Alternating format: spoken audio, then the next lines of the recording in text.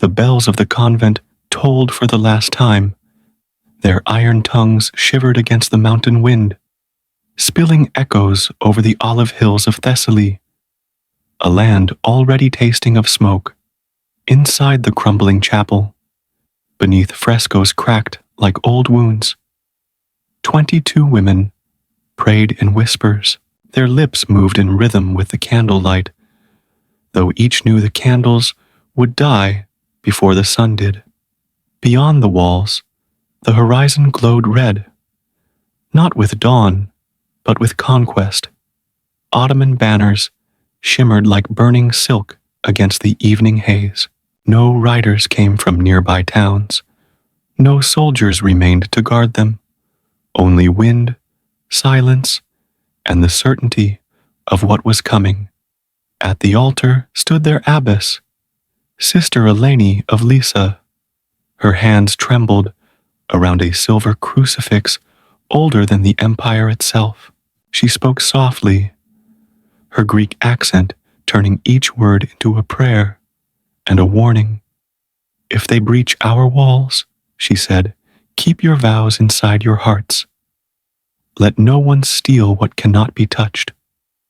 But she was wrong. Steel can reach deeper than flesh. Terror can hollow the soul. When the first stones of the convent gate shattered under cannon fire, the mountain shook as if God himself turned away. The hymns that had filled these halls for generations drowned beneath thunder and screams. The Ottomans wasted no arrows on holy places. They made examples of them to the empire's captains. A convent was not sacred ground. It was a fortress of the cross, and defiance demanded spectacle. The sisters hid what relics they could. A silver chalice, embroidered icons, shards of saints' bones sealed beneath the floor. But the soldiers weren't seeking gold or relics. They wanted proof. Proof that the empire had crushed not only men and kingdoms, but gods. By nightfall, the gates lay in ruins. The survivors were herded into the courtyard, the moonlight turning their white habits into ghosts. The smell of ash filled their lungs. They were told they would be taken before the Pasha, a promise that meant nothing. Then, something happened the conquerors hadn't planned. As torches flared, the soldiers waited for screams. Instead, they heard singing, faint at first, then rising. A single voice became 20. Agnus Dei, qui tollis peccata mundi, Lamb of God, who takes away the sins of the world.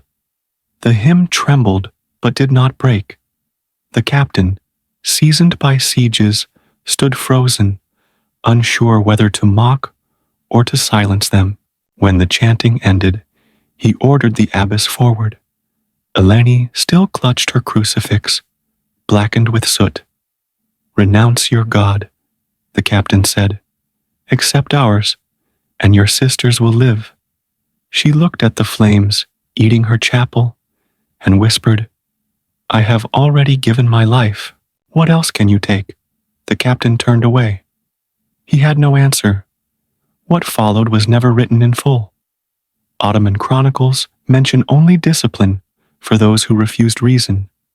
But European letters later spoke of a night so brutal that even priests refused to record the details. By dawn, the convent was ash. The bell tower, their last cry to heaven, melted into coin. The cross atop it was shipped east as a trophy. Yet among nearby villages, rumors spread. They said that when the wind swept through the ruins at night, one could still hear women's voices, not crying, but praying. The fire had barely died when the march began. 22 women in torn habits were driven south toward the coast, wrists bound with rope, ankles bleeding from the stones. The Ottomans did not see prisoners. They saw symbols, proof that even holy walls could fall. For 7 days they walked beneath a pitiless sun. Hunger gnawed, thirst burned. When one stumbled, another lifted her veil so the guards would not trample it. A final gesture of dignity in a world stripped of it. Their abbess was gone, but her last words lived among them. If you cannot hold the cross, hold each other. On the 7th night, they reached the port of Volos. There, the smell of salt replaced the scent of smoke. Waiting at the docks were Ottoman galleys, ships built not for travel, but for obedience. The sisters were herded aboard, chained to benches where criminals once rode. As the sails filled and the coastline vanished, Greece itself sank into memory. For 12 days, the sea was both captor and witness. Storms tore at the masts, waves lashed across faces, hollowed by hunger. Salt blistered their skin, but worse was the silence. No one spoke to them, except to command. They existed like ghosts between sky and water. At night, the youngest, Sister Magdalena, whispered psalms beneath her breath. Her voice, fragile as candlelight, drifted over the creaking deck.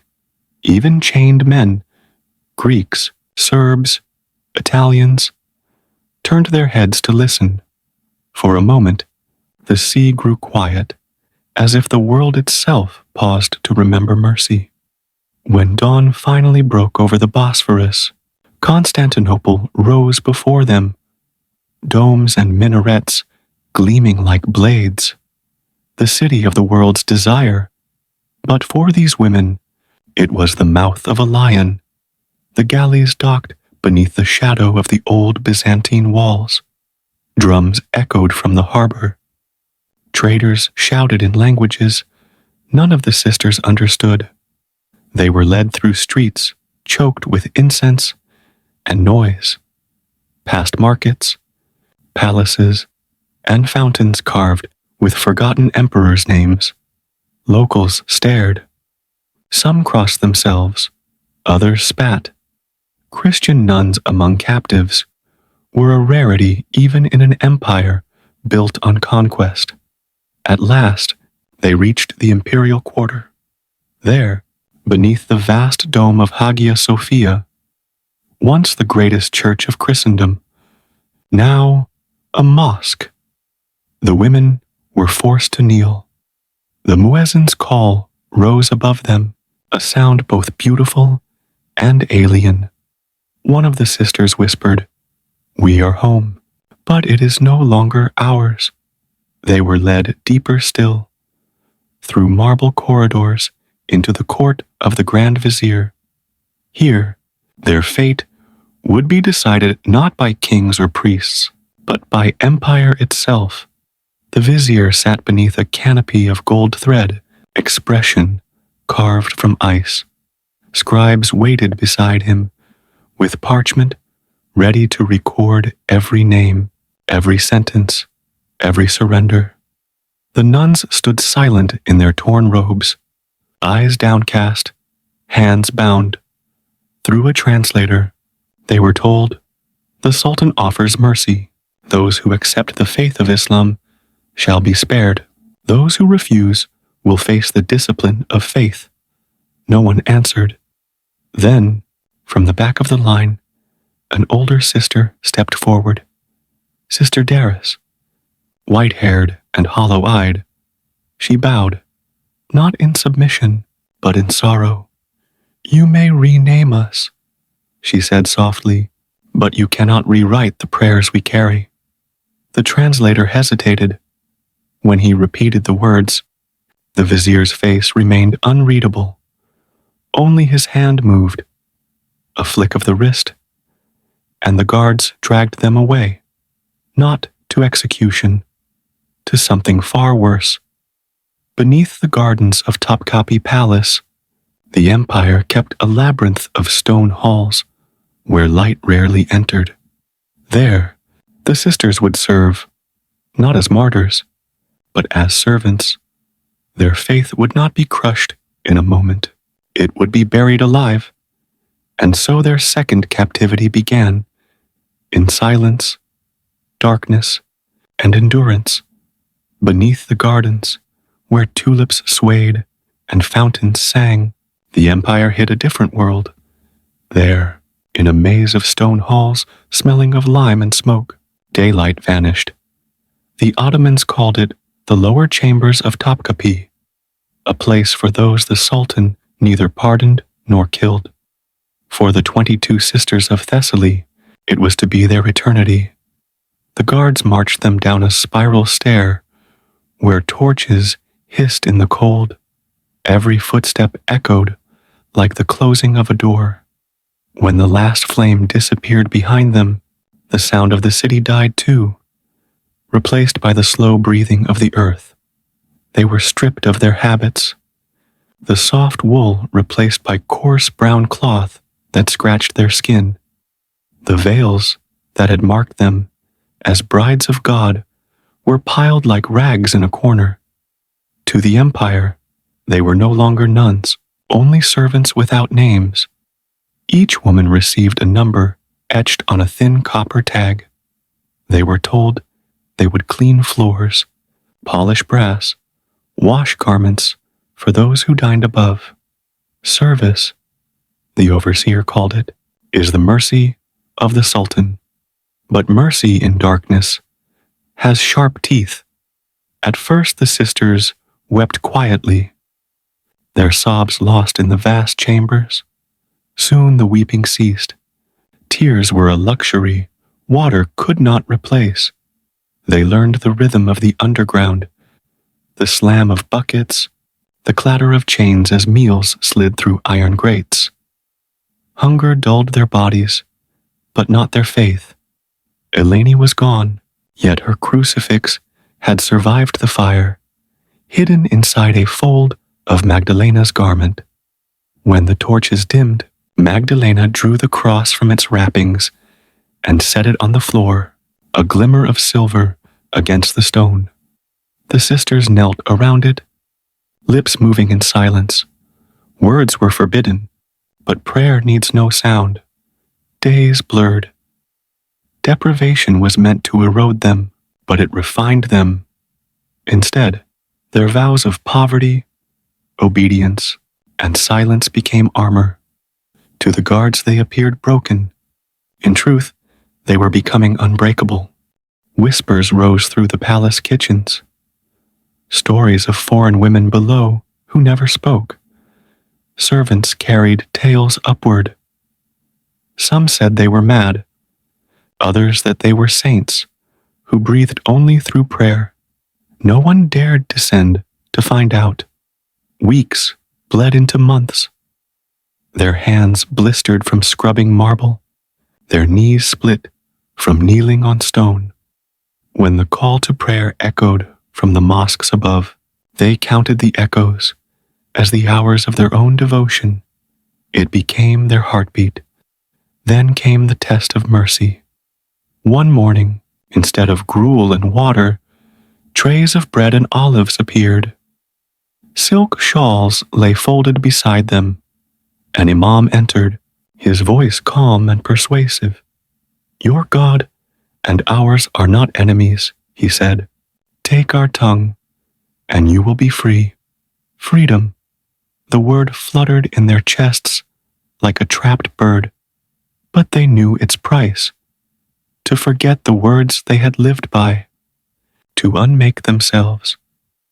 Sister Darius looked at the bread, turned it over slowly, then placed it back on the tray. "We are already fed," she whispered. The imam left in silence. That night, the food was taken away. The kindness ended. What followed was colder. The torches burned lower. Water was rationed. Silence deepened into a weight. One by one, the sisters were summoned to a small room where scribes waited with parchment.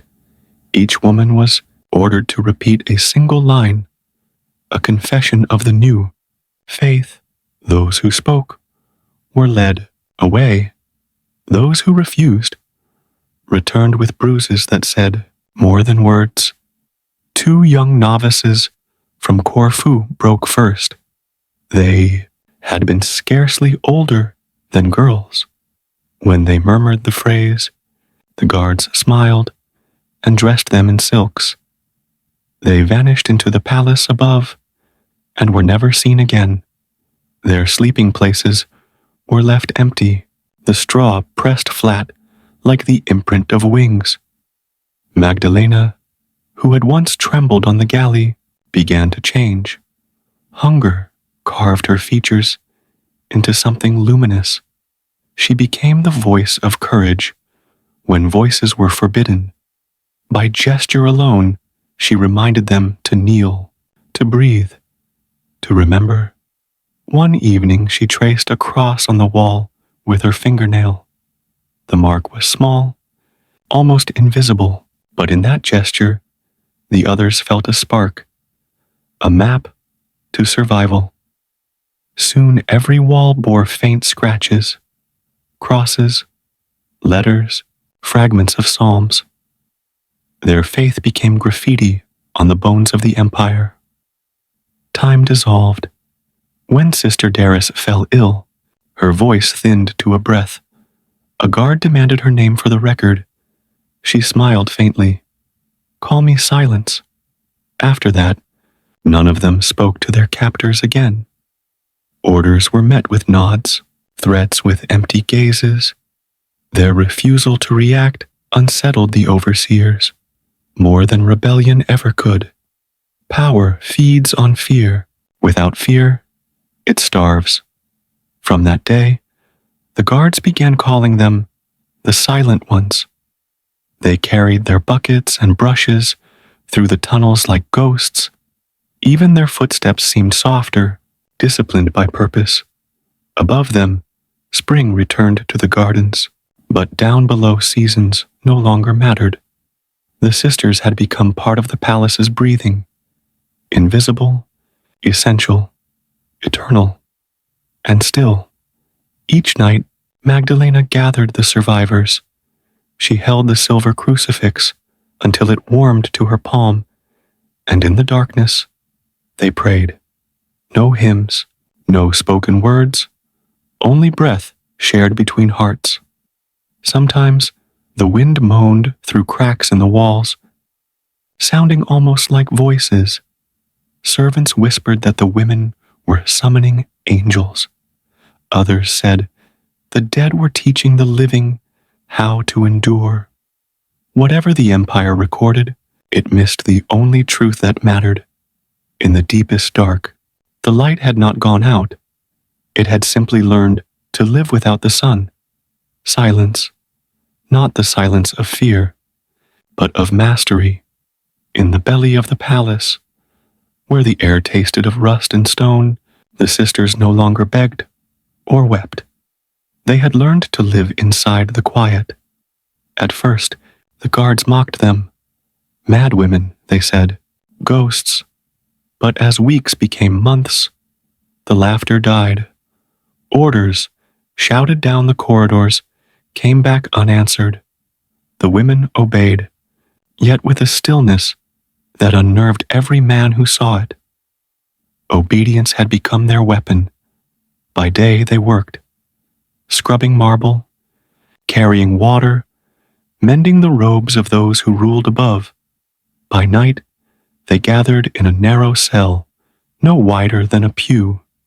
There, by the breath-thin flame of an oil wick, they knelt around a single object, the silver crucifix Eleni had once held in the burning convent. It had become their sun. They could not speak, but they remembered. Each memory was a thread. The bell's echo, the scent of rain on olive leaves, Eleni's final words before the fire. Those threads became their scripture. When Sister Darys grew too frail to lift her bucket, the others carried it for her. When she could no longer kneel, Magdalena held her shoulders. They spoke through glances, building a language the empire could never read. Sometimes the wind from the palace above carried laughter, music, the faint strum of a lute.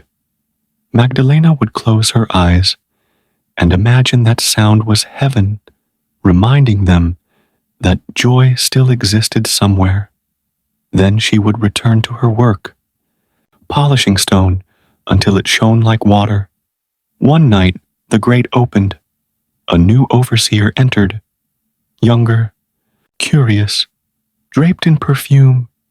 He watched the women, as one might study animals in a cage. "Why do they not speak?" he asked. "Because they have forgotten how," his aide replied. The overseer smiled. "Then let us teach them to remember." He ordered musicians to play flutes and drums in the corridors, thinking melody would break them. The sisters paused, listened, then resumed their work exactly where they had stopped. Even the rhythm of their brushes matched the beat. The empire's mockery became prayer. After that, no one tried to tame them again. Instead, they were left to the dark. Seasons changed above, though below there were no seasons, only degrees of dampness.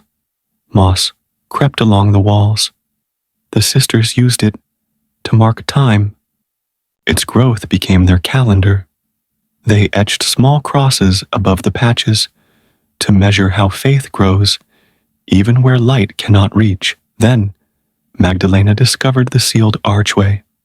Behind the laundry alcove, the wall sounded hollow when tapped. She scraped away mortar with a spoon handle until a whisper of air escaped. Night after night, they worked, hiding the dust under their mats until the final brick gave way. Beyond it lay a narrow passage leading to a forgotten chamber. The air smelled of earth and age, but also of freedom. Inside, fragments of another faith waited. A crumbled fresco of a haloed figure, marble shards carved with Greek letters. It was as if the ghosts of another generation had been waiting for them.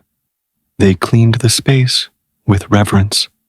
A shard of mirror became an altar cross, a linen scrap a cloth, a clay bowl their chalice. They had built their secret chapel.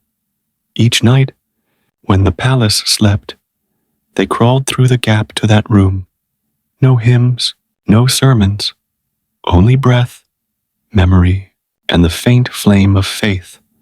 They called it, in thought if not in words, the place of light.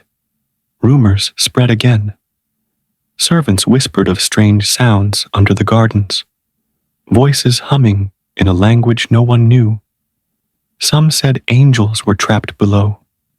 Others said the dead had learned to pray. Guards avoided the lower halls after midnight. Fear had changed sides. Magdalena began marking the walls. A bird for each sister still alive. A flame for each lost. When one of the twins who had converted returned briefly as a servant, she left a scrap of silk hidden in the laundry pile, a silent apology. Magdalena burned it as an offering, the smoke curling through the grate like incense. As months turned to years, hunger became constant, yet serenity deepened. Visitors whispered that the women's faces glowed in the half-dark, lit from within by something they couldn't name. The scribes wrote in their ledgers, "Foreign captives, unresponsive, unproductive. To the empire, they were failures. To history, monuments. When Sister Darius collapsed, they laid her on the straw. Her eyes, milk white with age, turned toward the ceiling. Magdalena held her hand until the pulse slowed. No, tears fell. They had none left. Magdalena pressed a fingertip into the clay beside the altar and wrote one word, silence. That night, they carried Darius's body into the hidden chapel and sealed her in the wall. Above the place, they carved a single cross no larger than a handprint. In death, as in life, she guarded their quiet. Years later, an earthquake rippled through Constantinople. Walls cracked. Ceilings shifted. One corridor caved in, killing guards. Yet the sisters' chamber stood untouched. When debris sealed the main door, they survived on air from the old vents. It was as if the earth itself protected them. Above, chaos reigned. A new sultan, purges, vanished records. The scribes who knew them were reassigned. Their names were erased. Only the sea's murmur reminded them the world still turned. In their final winter, only 11 remained. Each night, they lit a wick soaked in oil and sang without sound, a vibration of breath that warmed the air. Magdalena's hair had turned white. Her face was carved with grace. She knelt before the wall of birds and flames and smiled. Every mark was a life remembered, every silence a prayer completed. Above them, the gardens bloomed, and no one knew that beneath the tulips and marble fountains, a small universe of faith still burned, a hidden constellation of souls who had learned to make eternity out of quiet. Centuries passed, empires rose and fell, and the stones of Topkapı drank them all. Above the gardens, new sultans ruled. New languages echoed through the halls. Below, where light had once flickered against the faces of forgotten women, only dust remained, or so the world believed. In the year 1712, a French diplomat wrote in his journal that palace servants whispered of women who had sung themselves into heaven. He called it superstition, another of Constantinople's endless stories. But his words would, one day, lead historians to a corridor sealed behind marble. It began with a tremor of renovation. Spring sunlight bathed the palace courtyards as laborers repaired the old baths. Their hammers rang against the walls, steady, rhythmic, until one strike met an echo, not solid stone, something hollow. They pried loose a slab, and air colder than death sighed upward. When they lowered a torch, the flame flickered, revealing a staircase spiraling into darkness. The overseer hesitated, then descended. Dust rose like spirits in the torchlight. They reached a chamber no one had seen in generations. Narrow, arched, painted with soot. On its far wall, half hidden by decay, glimmered a mosaic. A haloed figure stretched out its hands between light and shadow. Beneath it, carved faintly in Latin, were words almost erased. Lux in tenebris lucet. The light shines in the darkness. The men fled, whispering prayers. Their discovery was reported to the archivist of the palace, Hasan Effendi, an old scholar with eyes like lantern glass. He descended that night alone, lamp trembling in his hand. He brushed away dust and saw crosses, birds, and markings that no longer belonged to any known order. He said nothing to his superiors. Empires fear ghosts, and this one breathed of faith, too stubborn to die. Before sealing the chamber, Hassan reached down and found a small clay fragment. On it, a bird and a flame had been pressed by human fingers. He turned it in his palm, and in the flickering light, he whispered a single word: silence. 2 centuries later, the empire itself began to crumble. The sultans vanished, Republics rose, and the chamber waited. In 1912, Italian archaeologists arrived to map the palace foundations. They found Hassan's sealed report, yellowed and ignored. Curiosity drove them to reopen the corridor. Once again, torches flickered across the carved walls. This time, the world was ready to listen. Dust lifted like incense. They found the same mosaic, the same Latin words and symbols scattered like constellations, birds, flames, and the faint outline of 22 hands. The lead archaeologist, Sofia Bellini, knelt to read the inscription. Her breath caught when she saw another phrase below the first, almost invisible. Magdalena, filia silentii. Magdalena, daughter of silence. She pressed her hand to the wall, tracing the letters as though greeting someone across time. Later in her notes, she wrote, "Whoever they were, they did not vanish. They engraved themselves into the empire's bones." Rumor spread again through Istanbul. Some called the site cursed, others holy. The church whispered of martyrdom. The state called it myth. But the people lit candles at night outside the palace gates, and no guard dared stop them. Sophia returned many times. In the dim light, she photographed every mark, the birds, the flames, the crosses, the handprints. She noticed the prints were not random. There were exactly 22 women. The numbers matched the legend she had heard in childhood. The 22 nuns of Thessaly. Her hands shook as she held the camera. For a moment, she felt a presence behind her, soft as breath. That night she dreamed of a white-haired woman holding a charred crucifix. The woman said nothing, only smiled, and the air around her filled with the faint scent of olive smoke. When Sophia woke, the scent still lingered. Her photographs were archived in Venice. Decades later, forgotten, but the story did not die. It slept, waiting for a new voice to wake it. In the late 20th century, restoration teams again opened the lower corridors of Topkapı. They found traces of Bellinis, chalk marks, and faint candle soot along the walls. Audio. Engineers exploring the site noticed something strange. Persistent low-frequency hum, like breath. The recordings were analyzed in laboratories. The pattern was human.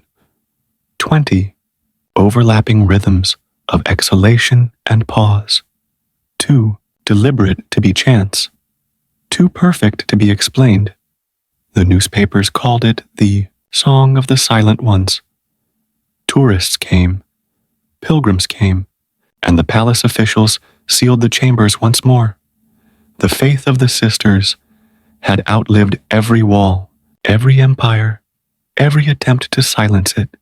And sometimes, when the wind crosses the Bosphorus at night, it carries that hum, a vibration older than memory, rising through the stones. Gentle and unbroken, no one remembers their faces, no one knows their graves, but their silence remains, echoing beneath the gardens, beneath the city, beneath time itself.